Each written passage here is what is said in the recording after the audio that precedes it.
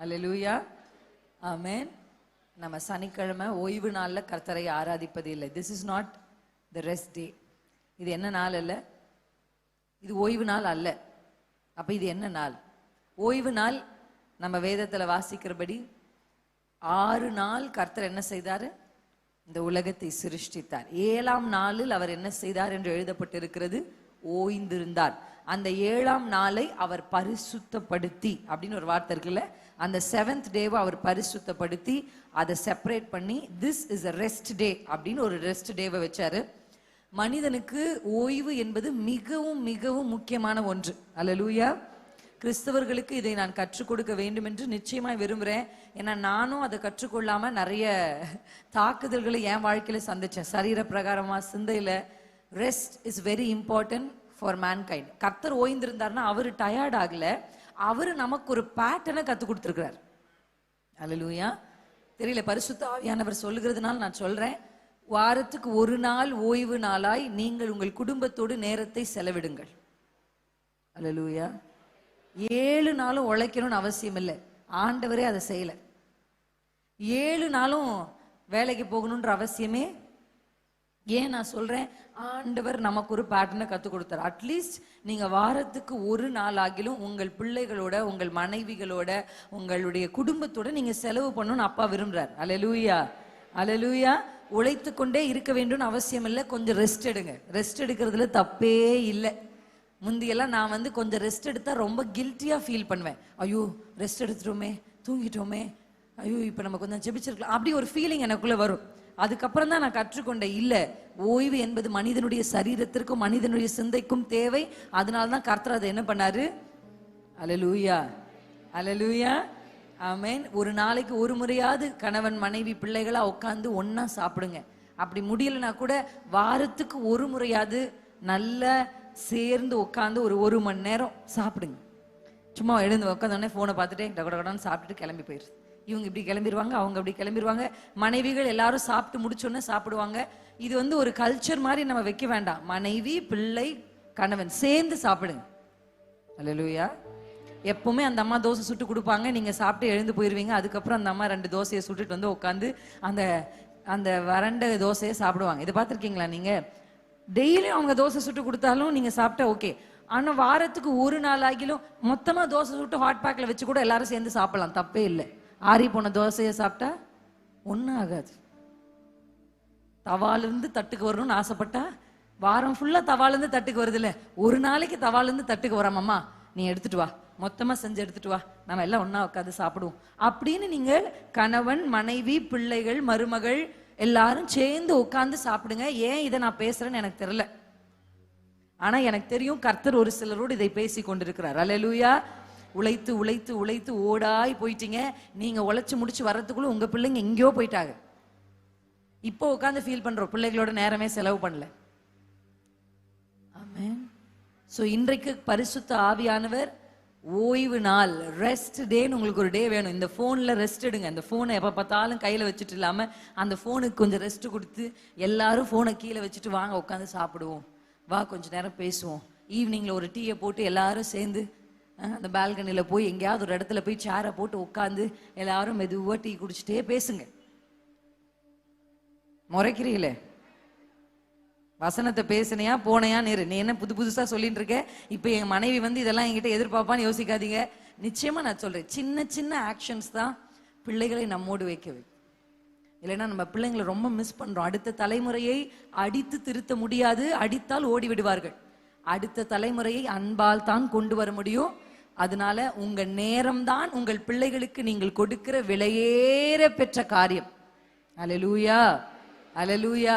அதனால உங்கள் நேரத்தை பிள்ளைகளோடு செலவு பண்ணுங்க. உங்கள் மனைவிகளோடு, மனைவியும் எப்ப பார்த்தாலும் நான் பார்த்துருக்கிறேன், அந்த கிச்சன்லயே கிடப்பீங்க, அந்த பாத்திரத்தையே கழுவுவீங்க. நான் சொல்லுவேன், ஏசப்பா வந்துட்டா கூட இதோ நான் வந்துட்டேன்னா மனைவி, சில அம்மாக்கள் சொல்லுவாங்க என்ன தெரியுமா, இருங்க ஆண்டவரே பாத்திரத்துல 4 பொருள் இருக்கு கழுவிட்டு வந்துடுறேன்னு சொல்லுவாங்க. நீங்க பாத்திரத்துல இருக்கிறதால மொத்தத்தையும் கழுவி வச்சுட்டு போறதுக்குள்ள ஐயா தூங்கிடுறாரு. அவ்வளவுதான். காலில இருந்து அவர் வேலைக்கு போயிடுறாரு, திருப்பி வராரு, நீங்க எல்லாத்தையும் செஞ்சு முடிச்சுட்டு வரதுக்குள்ள ஐயா தூங்கிடுறாரு. இப்படிதான் உறவுகளுக்குள்ள விரிசல்கள் ஏற்படுது. அல்லேலூயா. பாத்திரம் கிடக்கட்டும், அதான் மதியம்லாம் நேரம் இருக்குல்ல, வீட்டுல இருக்கிறோம் இல்ல, கிடக்கட்டும், அது வருமா. சாப்பிட்டு முடிச்ச உடனே அதை அப்படியே வச்சுட்டு போய் கொஞ்ச நேரம் கணவரோட உட்காந்து பேசுங்க. ராஜாமத்தில் அவரோட உட்காந்து பேசுங்க. இன்னைக்கெல்லாம் என்ன நடந்துச்சுப்பா, எப்படிப்பா இருக்கு, இந்த வேலை உங்களுக்கு கஷ்டமா இருக்கா, உங்களுக்கு சரீரத்தில் ஏதாவது பிரச்சனை, பேசுங்க வாய்களை திறந்து.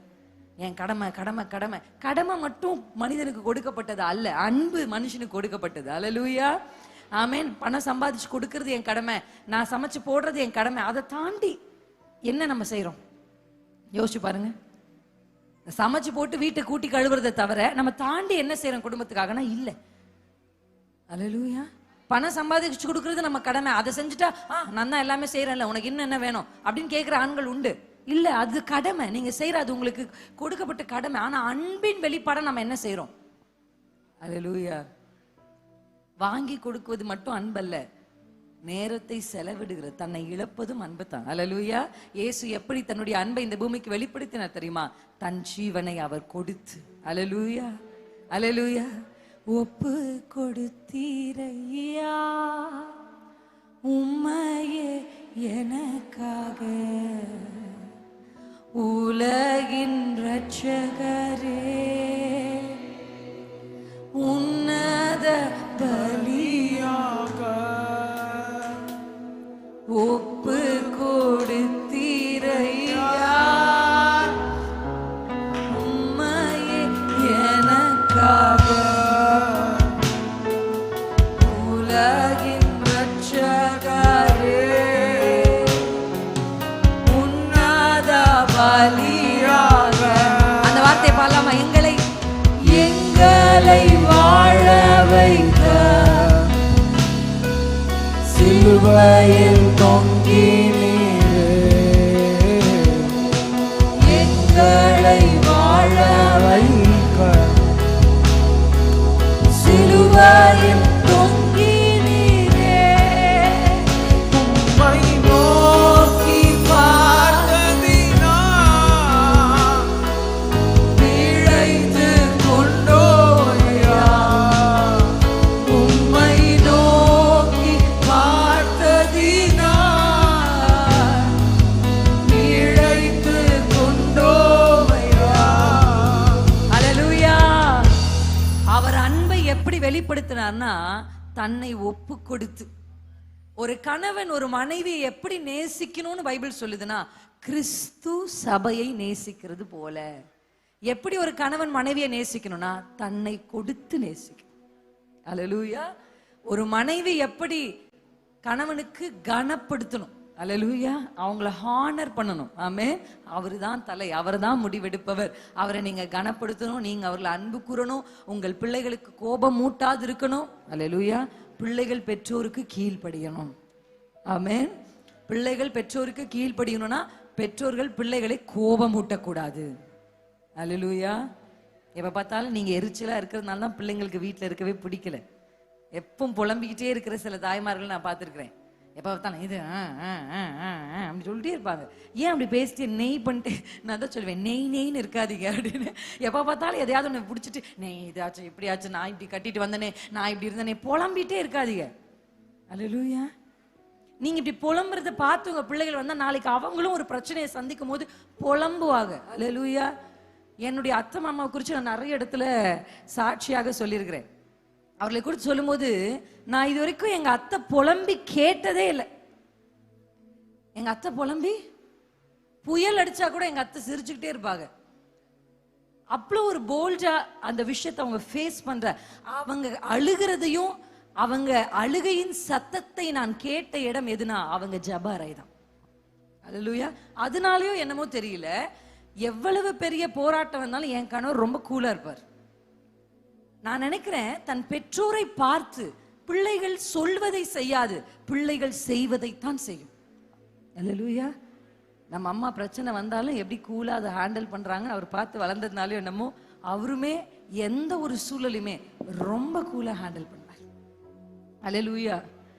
நான் அவங்க கிட்ட இருந்து அதை கற்றுக்கொண்டேன். அல்லேலூயா. அப்ப நீங்களும் உங்களுடைய வாழ்க்கையில புலம்புறதுனால ஏதாவது உங்க வாழ்க்கையில நன்மை நடந்துச்சு நீங்க சொல்லுங்க பார்ப்போம். ஒண்ணுமே இல்லை. அல்லேலூயா. உங்க நம்பிக்கையை கர்த்தர் மேல வைங்க, உங்க பாரத்தை அவர் மேல வைங்க. அவர் உங்களை ஆதரிப்பார். நீங்களே சுமந்து அவரால் ஆதரிக்க முடியாது. அவர் மேல வச்சுட்டு நீங்க ஜம்முன்னு நடங்க, அப்பா நடத்துவார். அல்லேலூயா, அல்லேலூயா.